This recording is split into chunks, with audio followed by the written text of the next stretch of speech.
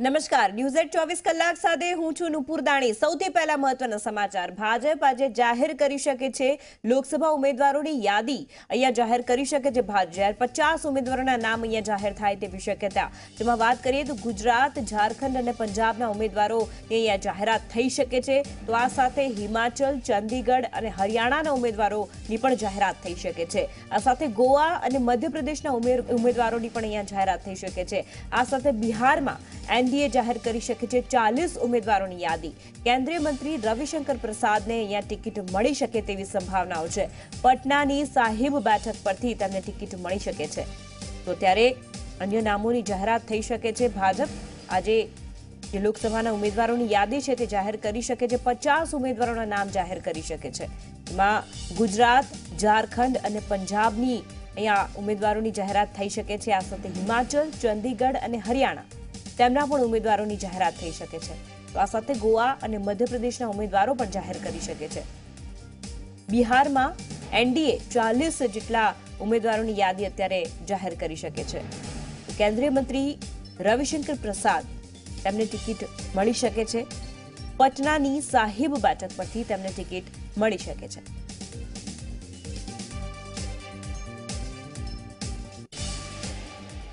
લોકસભા ચૂંટણીને લઈને ભાજપના 3 મંત્રીઓને છેલ્લી ઘડીએ ઉતારવા પર વિચારણા કરવામાં આવી રહી છે।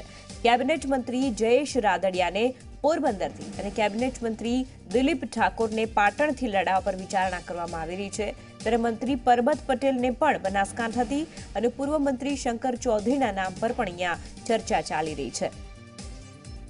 તો છેલ્લી ઘડીએ તેમને ઉતારવાની અત્યારે ચર્ચા થઈ રહી છે।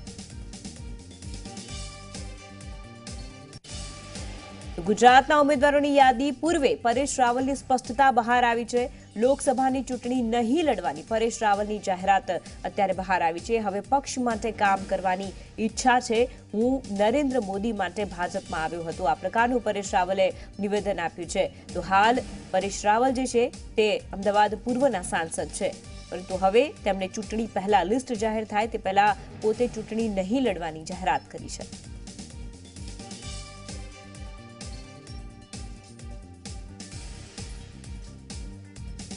આ વિષય પર વાતચીત કરવા માટે અમારા સંવાદદાતા હિતેન વિઠલાણી સીધા જોડાઈ રહ્યા છે।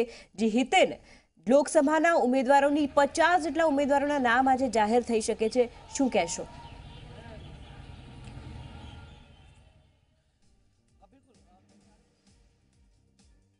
लगभग रात्रे 1:15 वाग्या सुधी आ बैठक योजाई हती। तेमां गोवा, मध्यप्रदेश, झारखंड और गुजरातना उम्मीदवारों पर जे छे ते मोहर लगाडवामां आवी हती। गोवानी 2 બેઠકો છે તેમાં જે સોર્सेस જણાવી રહ્યા છે તે મુજબ જે સિટિંગ એમપી છે તે બંને સિટિંગ એમપીને રિપીટ કરવામાં આવશે। સાથે સાથે ગુજરાતની વાત કરીએ તો ગુજરાતના 25 ઉમેદવારોની યાદી જે છે તે તૈયાર થઈ ચૂકી છે, પણ ક્યાંક ને ક્યાંક બીજેપી સસ્પેન્સ જળાવી રાખવા માંગી રહી છે, જેથી આજે હોઈ શકે છે કે અડધા નામો જે છે તે બીજેપી જાહેર કરે। બે યાદી જાહેર કરાશે ગુજરાતને લઈને 25 બેઠકોને લઈને તેવું બીજેપીના સોર્सेस જણાવી રહ્યા છે। જે સાંસદો રિપીટ કરવાના રહેશે, જે સાંસદોનું પરફોર્મન્સ સારું છે તેમને રિપીટ કરવાના રહેશે, તેવા સાંસદોનું નામની યાદી જે છે તે આજે જાહેર થઈ શકે છે। જ્યાં જે બેઠકો ઉપર ચેન્જીસ કરાઈ રહી છે, જે બેઠકો ઉપર ચોંકાવનારા નામો આવી શકે છે તેવા સાંસદોની, તેવા બેઠકોની યાદી જે છે તે આવતીકાલે કાં તો સોમવારે જાહેર થઈ શકે છે। હાલાકી જે સોર્सेस જણાવી રહ્યા છે તે મુજબ સાફ છે કે પરેશ રાવલે જે હિસાબે નિવેદન આપ્યું છે તે નિવેદન પરેશ રાવલે ઓલરેડી બહુ પહેલાં જ પાર્ટીને ઉમેદવારી જ્યારે નોંધાવવાની હતી, સેન્સ જ્યારે લેવાઈ રહ્યા હતા તે દરમિયાન જ પરેશ રાવલે પાર્ટીને સાફ કહ્યું હતું કે હું ચૂંટણી લડવાનો નથી, પણ અમદાવાદ પૂર્વથી તેમને લડાવો ન લડાવો તે નિર્ણય જે છે તે end of the day prime minister Narendra Modi લેશે। કારણ કે 2014માં પણ જે હિસાબે પરેશ રાવલનું નામ જાહેર થયું હતું તે નિર્ણય જે છે પરેશ રાવલને ચૂંટણી લડાવવાનો નિર્ણય નરેન્દ્ર મોદી તરફથી પોતે લેવામાં આવ્યો હતો, જેથી ગુજરાતના નેતૃત્વએ અમદાવાદ પૂર્વની બેઠક વિશે જે છે તે નિર્ણય પીએમ મોદી પર જ છોડ્યો છે કે તે નરેન્દ્ર મોદી પોતે નક્કી કરે કે પરેશ રાવલ ત્યાં જગ્યાથી ચૂંટણી લડશે કે બીજા કયા ઉમેદવારને લડાવવામાં આવશે. અગર બીજા કયા ઉમેદવાર હશે તે ઉમેદવારનું નામ પણ જે છે તે પ્રાઇમ મિનિસ્ટર નરેન્દ્ર મોદી પોતાના તરફથી નક્કી કરશે. બીજી તરફ વાત કરીએ તો સોર્સેસ એ પણ જણાવી રહ્યા છે કે રાજ્યના નેતૃત્વએ કેન્દ્રીય નેતૃત્વ સામે એ પણ અપીલ કરી છે કે 25 સાંસદોને રિપીટ કરવામાં આવે, જેથી પાર્ટી જે છે તેમના સમર્થનમાં ખુલીને પ્રચાર કરી શકે. પણ ક્યાંક ને ક્યાંક જે હિસાબે પહેલાં જ નક્કી થયું હતું કે પરફોર્મન્સ જોઈને ટિકિટ જે છે તે આપવામાં આવશે, કોને રિપીટ કરવો કોને રિપીટ નહીં કરવો તે રાષ્ટ્રીય નેતૃત્વ જે છે તે નક્કી કરશે. જેનું પરફોર્મન્સ સારું હશે, જેનું પરફોર્મન્સ રિપોર્ટ નેગેટિવ હશે તેની ટિકિટ નક્કી કાપવામાં આવશે. અને બીજેપીએ પહેલાં જ સાફ કહી દીધું હતું કે ગુજરાતમાં પણ 20% જેટલી ટિકિટો જે છે તે બીજેપી કાપી શકે છે, જેથી 8 થી 10 બેઠકો જે છે તે ક્યાંક ને ક્યાંક 8 થી 10 બેઠકો ઉપર ઉમેદવાર જે છે તે નવા ચહેરા જરૂરથી જોવા મળશે. તેમાં કેટલાક ગુજરાતના મંત્રીઓ પણ જોવા મળશે, કેટલાક ધારાસભ્યો પણ જોવા મળશે અને કેટલાક રાજ્યસભાના સાંસદો પણ જોવા મળશે. જી આભાર હિતેન સમગ્ર માહિતી બદલ. તો 8 થી 10 નવા ચહેરા આ વખતે જોવા મળે તેવી શક્યતાઓ છે અને હવે 50 ઉમેદવારોના નામ જાહેર થઈ શકે છે.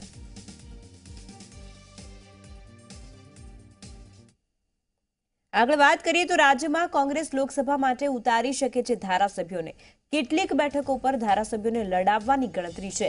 પોરબંદરથી લલિત વસોયાને લડાવાઈ શકે છે, ત્યારે સાબરકાંઠાથી ધવલસિંહ ઝાલાને અહીંયા ટિકિટ મળી શકે છે.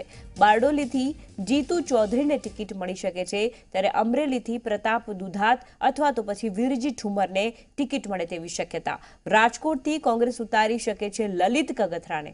તો કેટલાક નામ બહાર આવ્યા છે કે જે કોંગ્રેસ તેમને ચૂંટણી લડાવી શકે છે. તો અમરેલી બેઠક પરથી પ્રતાપ દુધાત, જ્યારે અહીંયા વીરજી ઠુમર તેમની પણ શક્યતાઓ છે. તો આ સાથે ગાંધીનગર બેઠક પરથી સીજે ચાવડા ઉતરી શકે છે મેદાનમાં, ત્યારે વલસાડ બેઠક પરથી અનંત પટેલ મેદાનમાં ઉતરી શકે છે. તો આ સાથે રાજકોટ બેઠક પરથી લલિત કગથરાનું નામ બહાર આવ્યું છે. તો આ સાથે પોરબંદર બેઠક ઉપરથી લલિત વસોયા તેમનું નામ બહાર આવ્યું છે. તો આ સાથે સીજે ચાવડા કે જેઓ ગાંધીનગર બેઠક પરથી અમિત શાહની સામે લડશે.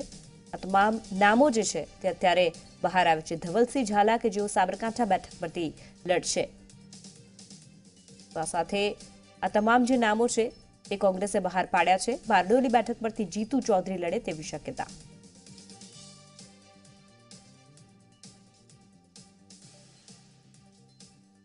આ તમામ જે નામો છે એ કોંગ્રેસ દ્વારા બહાર પાડવામાં આવ્યા છે.